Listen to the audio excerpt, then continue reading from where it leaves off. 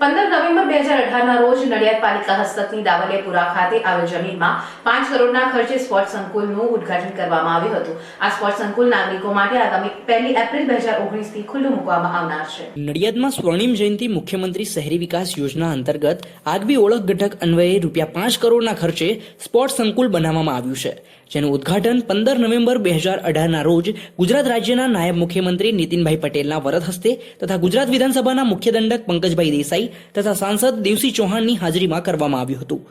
આ સ્પોર્ટ્સ સંકુલમાં સ્પોર્ટ્સને લગતી એક્ટિવિટી જેવી કે સ્વિમિંગ પૂલ, ટેનિસ કોર્ટ ઉપલબ્ધ કરવામાં આવેલું છે। આ સ્પોર્ટ્સ સંકુલ આગામી 1 એપ્રિલ 2019થી નડિયાદની જનતા માટે ખુલ્લું મૂકવામાં આવનાર છે, જેના ફોર્મ સ્પોર્ટ્સ સંકુલની ઓફિસ તથા નડિયાદ નગરપાલિકા કચેરીએથી જરૂરી ફોર્મ ફી ભરીને મેળવી શકાશે।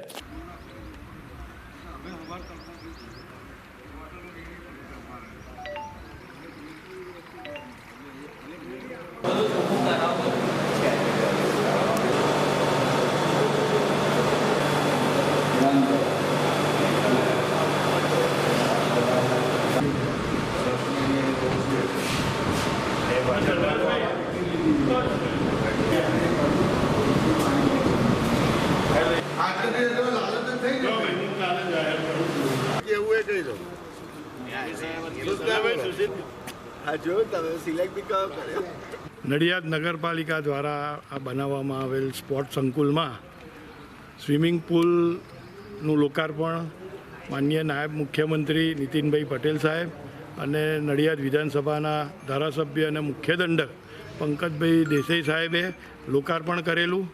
ત્યારબાદ સ્વિમિંગ પુલની આખરી કામગીરી શરૂ કરી હતી। જે કોઈ એના ટેકનિકલ મુદ્દા હતા એ પૂરા કરવામાં આવ્યા છે અને આગામી 1/4/2019થી સ્વિમિંગ પુલ જાહેર જનતા માટે ખુલ્લો મૂકવામાં આવે છે। એટલે જે કોઈ પણ સ્વિમિંગ માટે શીખવા માટે કે જે લોકોને આવડતું હોય ને જોડાવા માગતા હોય એ 1/4/2019થી આ સ્વિમિંગ પુલમાં જોડાઈ શકે છે।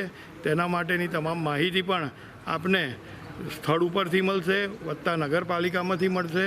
તો નડિયાદની પ્રજા જે વર્ષોથી જે માગણી હતી સ્વિમિંગ પુલની, એ વર્ષો પહેલાં ખેતા તળાવમાં સ્વિમિંગ પુલ હતો, પરંતુ તેને ડિમોલિશ કર્યા બાદ નવો આ સ્વિમિંગ પુલ બન્યો છે। તો આજે એ માગણી પૂરી થાય છે અને નડિયાદની પ્રજાને ઉનાળામાં સ્વિમિંગનો લાભ મળશે અને તરવૈયાઓના જે શોખીન છે તેઓને પણ લાભ મળશે।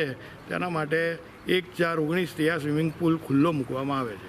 સ્વિમિંગ પુલ, નવીન સ્વિમિંગ પુલ ડી-માર્ટ પહેલાં જે નવો રિંગ રોડ પાડવામાં આવ્યો છે તે રિંગ રોડ ઉપર બનાવવામાં આવ્યો છે।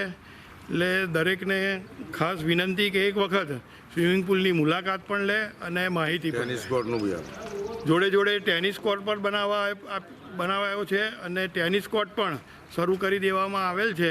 તો તેના પણ જે કોઈ રશિયા હોય ટેનિસના તે પણ મુલાકાત લઈ અને તેઓ પણ તેમાં જોડાઈ શકે છે।